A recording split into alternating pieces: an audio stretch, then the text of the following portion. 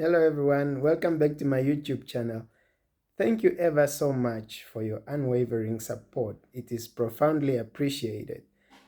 A lot of people still interact with me on the previous videos, so it means that the subject matter that I covered in those videos just didn't go unnoticed, and I believe that it's making some sort of impact.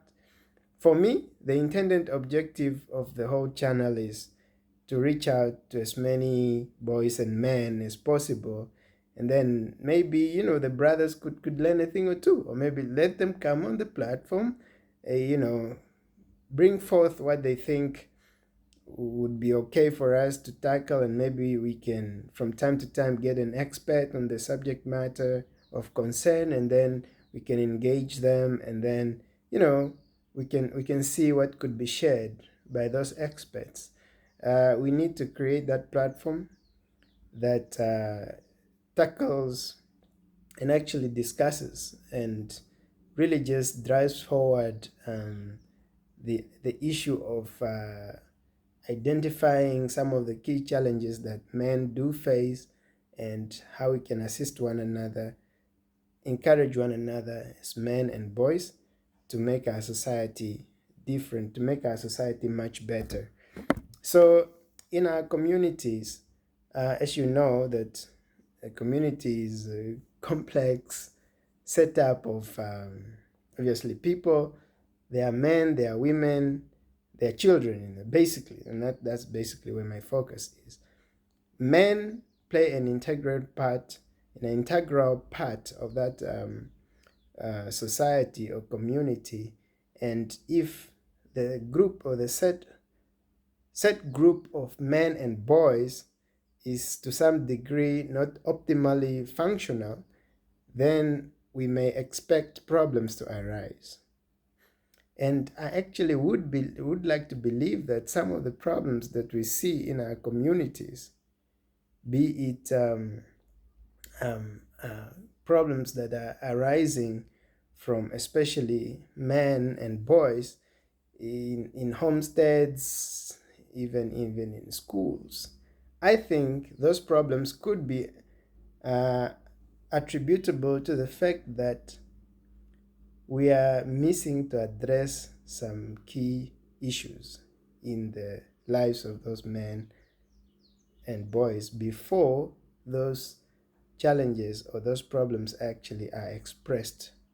So, and that actually brings me to the video today.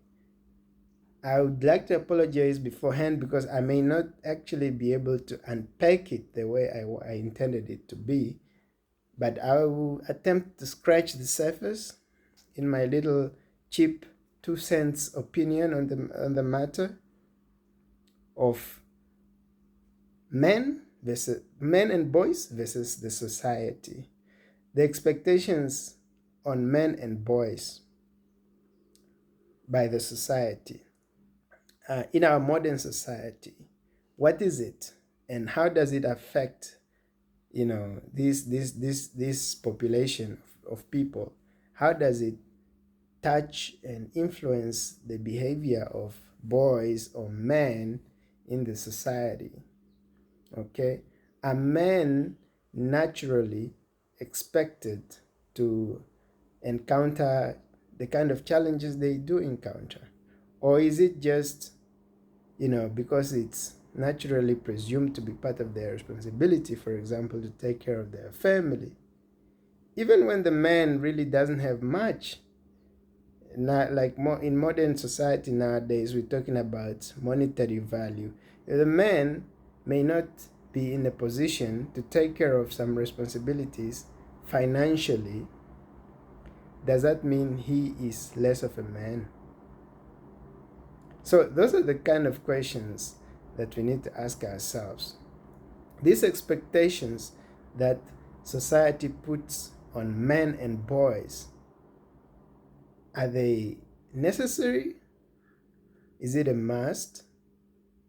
Should we as society begin to reevaluate and maybe just try to see how we can, also really accommodate that fact that there could be one or two people who may not be able to do what they are expected to do because of certain limitations. Okay. Otherwise, we are going to perpetually create a situation or have a society where there is frustration, especially in men and boys, and this frustration brews inside. As you know, most of us are very macho. Maybe not most, but quite a number of us are very macho and very introversial, in such a way that we are very secretive, so to call it, about our inner feelings, and we just want to, do what we're supposed to do and really keep everything out ourselves, partly because maybe there are not so many safe havens out there available for a gentleman to pop in and say, actually, I feel like breaking down. Okay? It is not even widely accepted normally to see a man drop a tear, unless it's in some circumstances such as bereavement, maybe, for example. But even then, a man crying is something that is usually frowned upon. Even in situations where we find a brother, for example, going through a lot of difficulties, let's say abuse, for example. Since it's assumed widely that it's usually the men who are out there abusing women, the men would, finally get tired of being abused and go out there and seek some assistance. And this professional person who is expected to assist this man still will be prejudiced towards this gentleman. So there are a lot of odds that are stacked against man, but these odds, I believe, are there because society actually dictates it to be as such. And that is where actually this video wants to focus. How can society loosen up on some of those, tied up, almost unfair expectations and prejudices and judgmental, approach towards a male person, as far as how he carries himself or the responsibilities that he carries out. Okay. So society really needs to begin to normalize loosening up on those issues. I was just mentioning already about the fact that there could be for example, financial limitation in the life of somebody, but this person could actually have a woman who makes quite a little bit of money. But every time they go out, he has to pay. But his salary is even less than her own. He has to pay.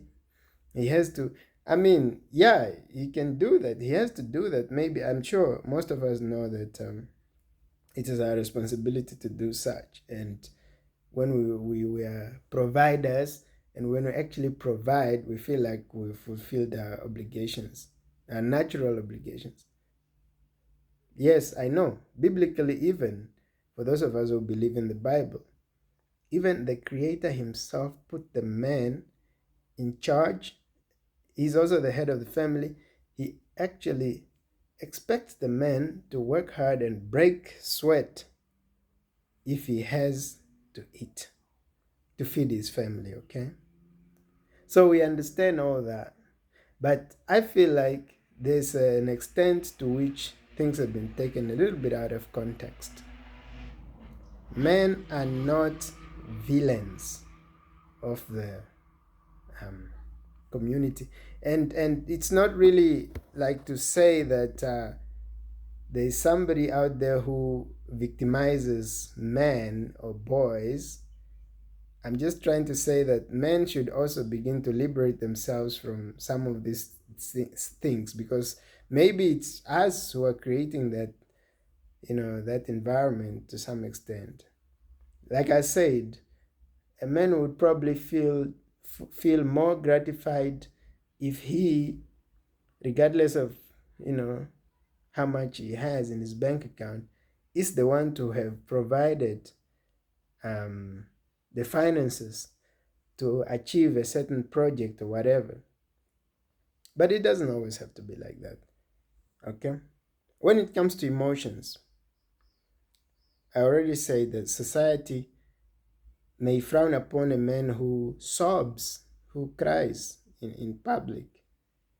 But men are also human, and boys, of course. They feel pain, physical, emotional, spiritual. And women know very well that the act of crying, which is also, by the way, God given, it's natural, is a way to some extent, cleansing oneself. There's actually a sense of relief at the end of crying, basically. So women would probably get a little bit more relief quite often, because once in a while they do cry.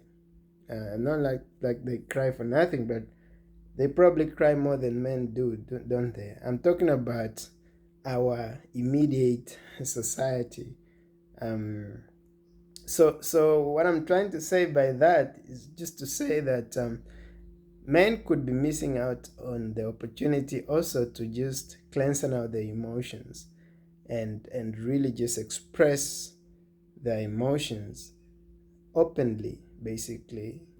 It doesn't have to be towards everybody, for example, because at the end of the day they could feel embarrassed or whatever. But I think you could just take it from me that those coping mechanisms, or those mechanisms that are there through which we shed our old self, whether it's through confession, meditation, praying, crying, something like that.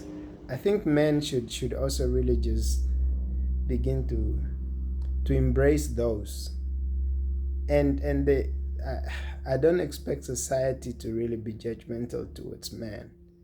Men equally need the kind of support that women need. Yes, there are some needs that are unique to women. There are some needs that are unique to men. At the end of the day, we are all human beings. So men are not villains. I think men should be allowed to also really openly express their emotions and bring it out, because if they do not, then it's going to build up within, and they'll be frustrated and they'll be stressed. What I'm trying to say here is not just some useless things I wanted to talk about because I wanted to make a video. Go and check the scientific data on this very topic. Even within our society now, the longest living humans are actually females.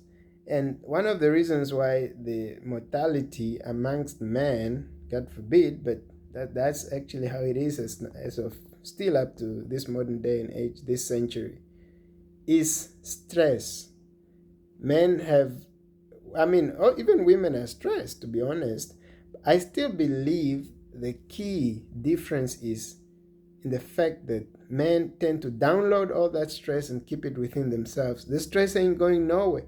The guy is still thinking about something that happened a couple of months ago or years back. He has never let it go because he hasn't actually spoken to somebody about it. He hasn't even cried about it. Maybe didn't even pray about it. Okay? And women are always out there trying, they go to church, they get some counseling, they go to the hospital. A man would have to see another man grow out of him to believe that, oh, now it's time to take this thing here to the hospital.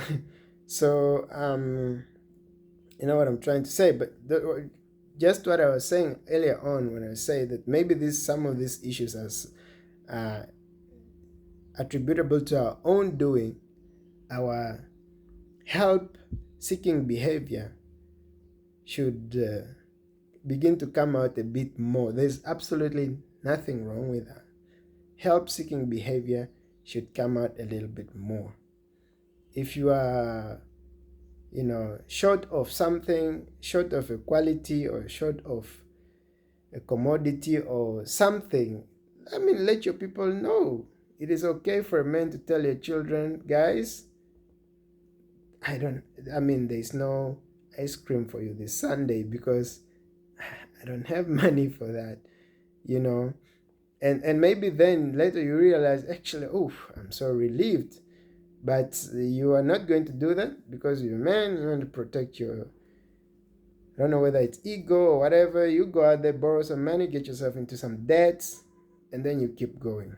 You want to impress that girl, you get yourself into some debts. At the end of the day, the girl ain't even going to be yours, unfortunately.